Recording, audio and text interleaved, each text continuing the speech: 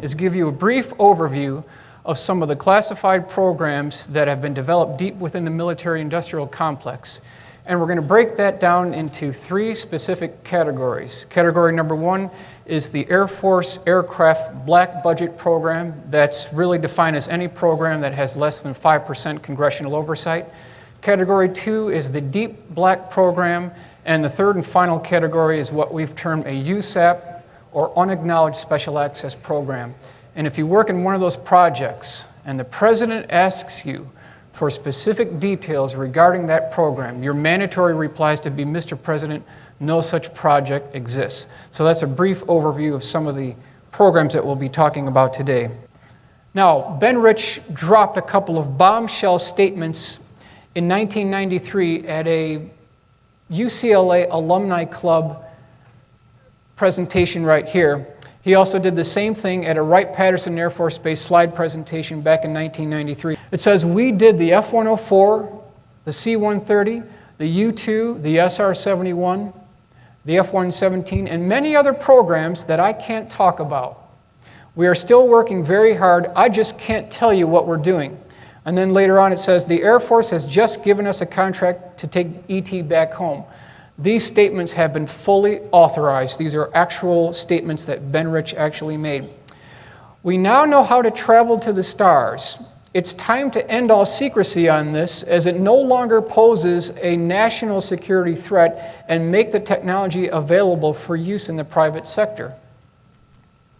And then we have one here that just before Burisch passed away, my good friend Jim Goodall, who also was researching some of these aircraft, called John on the phone in his hospital room and basically asked Ben if he would just reveal some of these later type programs. And basically he said to Jim, Jim, we have things out in the desert that are 50 years beyond what you could possibly comprehend. If you've seen it on Star Trek, we've been there, done that, or decided it wasn't worth the effort. So we have a former Lockheed Skunk Works CAO talking about technology that's 50 years beyond what we can possibly even dream of.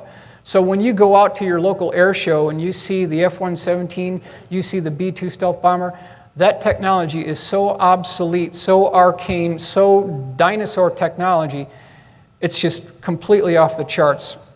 The last one here is, we have some things, we are not stagnating. What we are doing is updating ourselves without advertising. There are some new programs, and there are certain things, some of them 20 to 30 years old, that are still breakthroughs and appropriate to keep quiet about. Other people don't have them yet. That was Popular Science, October 1994. Now, this is the very first illustration of the stealth fighter that was ever published before we knew what the aircraft actually looked like. Nobody had a clue, because they successfully kept this program compartmentalized back from 1974, when it started under the Carter administration as Project Harvey. It was alleged that the new stealth fighter looked similar to this type configuration. It was called the F-19 because there was a gap between the F-18 Hornet and the Northrop F-20 Tiger Shark. So obviously it must be called the F-19, and that's what a lot of people thought it actually looked like. They even had a tester's model built of this thing, which incidentally turned out to be the most successful plastic model kit of all history. No other plastic kit, whether it's a car, a train, a bus, nothing has ever beat this aircraft in sales. It will probably go down in history as the most successful plastic model kit. But the problem is, when the F-117 was declassified November the 10th, 1988, everybody thought that now we have the F-19 mystery solved. What it was this aircraft. Since it's rolled out by Lockheed Skunk Works, it's been declassified, put into the public domain, the mystery's been solved. But in point of fact, there really was an F-19, and it didn't look anything like the F-117A. This shows you the historical lineage of how we got to where we are with the F-117A. Burisch determined long ago via a Soviet technical publication that the most stealthy configuration that anyone could ever come up with was a flying saucer configuration. Now that raises a whole host of stability problems, so the second most configuration was a cut diamond type triangular configuration. And that's why it says hopeless diamond, because that's what the original stealth program was actually called, the hopeless diamond. The intermediate configuration is when they dropped in the 2 vertical stabilizers, and then they started figuring out, how are we going to make this diamond fly? The last configuration was termed the half blue configuration, and that was the predecessor to the F-117A stealth fighter that we see at air shows today. Ladies and gentlemen, this is the F-19. This is a very accurate composite illustration of an aircraft that was seen by a Learjet pilot back in 1986.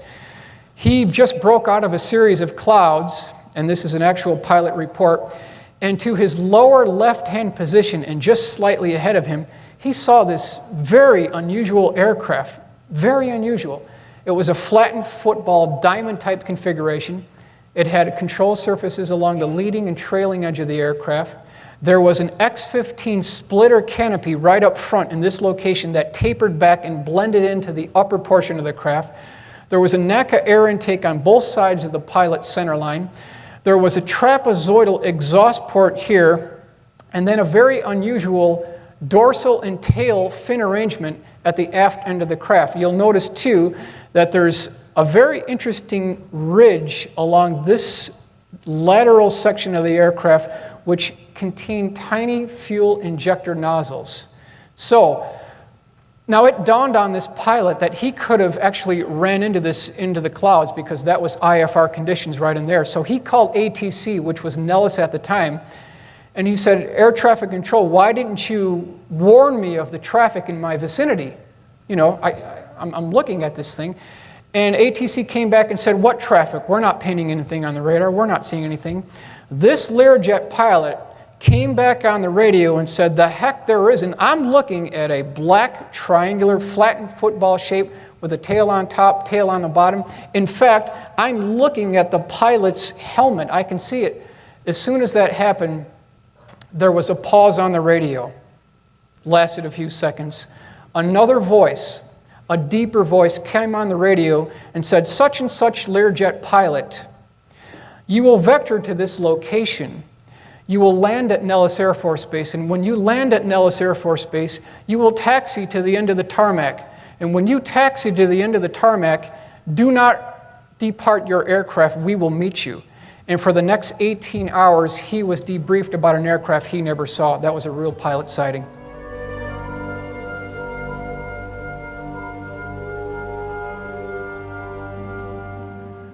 And the problem with this is that in 1953, while they thought that they were dealing with time travelers, they didn't know for sure. There was not that much information forthcoming. It was not until the Orions in 1954 actually brokered the treaty system that we knew for sure. That was, of course, brokered with Eisenhower. It was brokered in California, and that was brokered, in fact, with an exchange gift of the cube, which you showed me earlier that you had an image from Marcia. Right. The cube is an exchange gift from the ETs. This is a device that stores and allows access to much of the history of AT interaction on Earth in three-dimensional clarity. Volume 6 of this Alien Disclosure autobiography series is a lecture by Dr. Dan Burisch at Caltech. Here's the opening sequence of the lecture, which took place on March 10, 2008. Dr. Burisch's presentation was very well received by both faculty and students. You extremely I'm upset. so grateful. Well, you know, Thank you. she said that she was smelling something. She says, "Honey, something is wrong." You'll hear her in the actual It started video. weirdly, "Honey, didn't there's it?" something wrong." And I said, "Okay, go ahead and shut it down. Go ahead and shut it down." And she wanted to keep the Oh, ectone yes, running for an absolutely. extra Thank minute. you. For a moment, I'd like to just introduce Dr. Burisch, but before I do, I just wanted to reiterate what Dr. Awadi had said, is that both Dan and I are retired from unacknowledged special access projects at various agencies within the United States government, including DIA, DARPA, NSA, and others. My background is in organization and musicology, Dan is a microbiologist, as many of you know. He's worked on biodefense programs from 1986 onward. As far as being a scientist, from his background in northern projects, he's very protocol driven. Dan tends to think outside the box quite a bit and back it up with precise analysis. He's actually more than willing to chuck an entire data set into the trash, and in short, that makes him a real joy to work with in a lab. Thanks. Thank you. Today what we would like to do is show you a little bit, create a brief overview for you about the research that we're doing up to date, a snapshot. We're looking for thoughts, ideas, and where we might go with it in the future. So ladies and gentlemen, let me please present Dr. Dan Burisch. Thank you.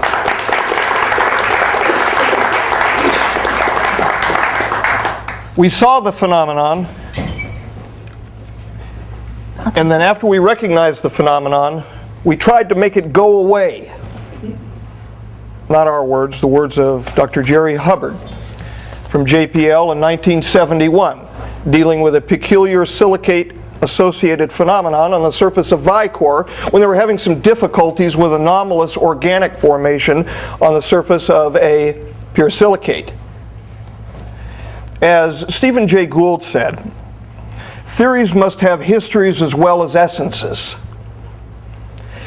So we have been searching, hopefully not in vain, for the history involving this unusual phenomenon, which we have been tracking as a side project since 2001. Now that we're retired, we can put the largesse of our time to trying to pin down exactly what this phenomenon may be, what this phenomenon may mean to us.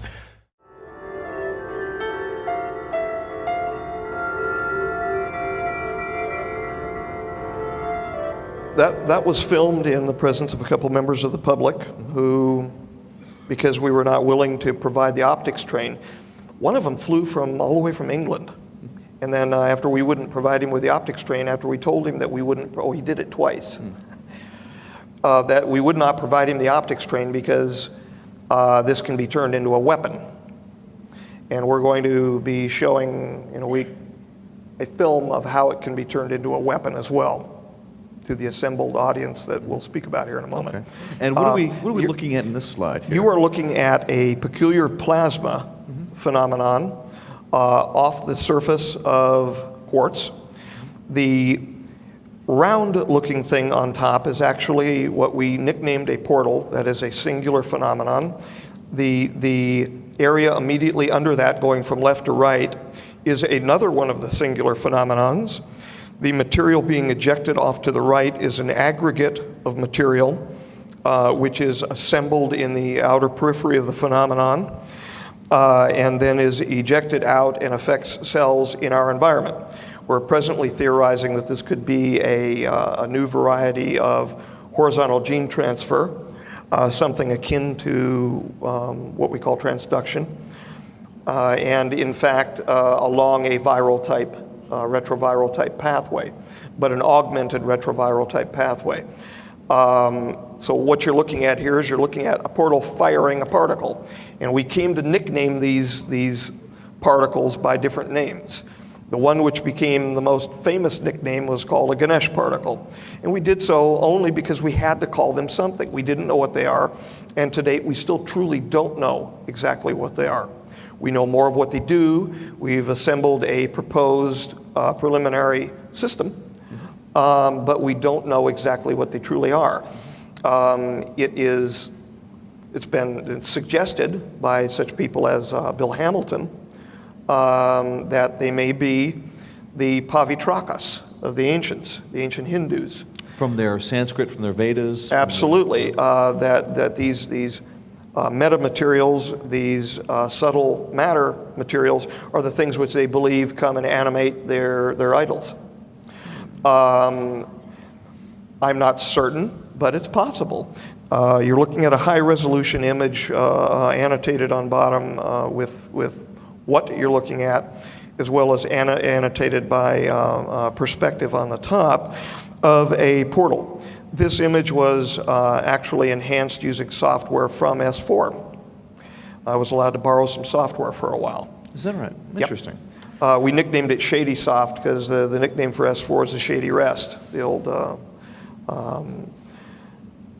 Petticoat Junction nicknames.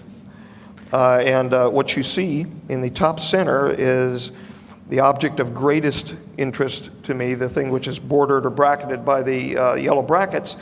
They're microshards. We believe to be microshards of quartz crystals. What these particles seem to be is they seem to be enclosed microshards that are then in acoustic communication with the source, which would be somewhere near the center of the portal ring. What that source is, we do not know. And we know that they respond to acoustic stimulation because of Marcia's work with them. She began speaking to me while she was watching what came to be known as a Selkie, a class 3, class C particle. And she began speaking to me, and as she spoke, she watched its behavior change. So she finally started saying, boo, boo, and she watched it change as she was over the microscope. Well, from there, we learned that, in fact, they respond to acoustic stimulation. Which is a whole other area of research. And we're going to be showing absolute, undeniable, reproducible proof of that soon. This, of course, is... That was the explosion. This right here. Yep. If you put the wrong kind of tones into the system, what you see being ejected to the upper left was the head of my microscope, and it was lodged into the ceiling of my apartment. So this actually during blew this up your very expensive... Yes. Well, I didn't buy it, thank God. But yes, it was a compound microscope. The large ball of light in the center is a ball of heat. You can see the heat spreading down onto the table. We have film of this. You're just seeing a still of it. We've got actual film of the accident happening, and the color image is on the right. The little spot of red on the right was the flash off from my wife's face as the explosion occurred. I yelled down. I got down onto the floor. Marcia was watching through the internet cam from another perspective. In other words, we have it from two perspectives as the explosion happened.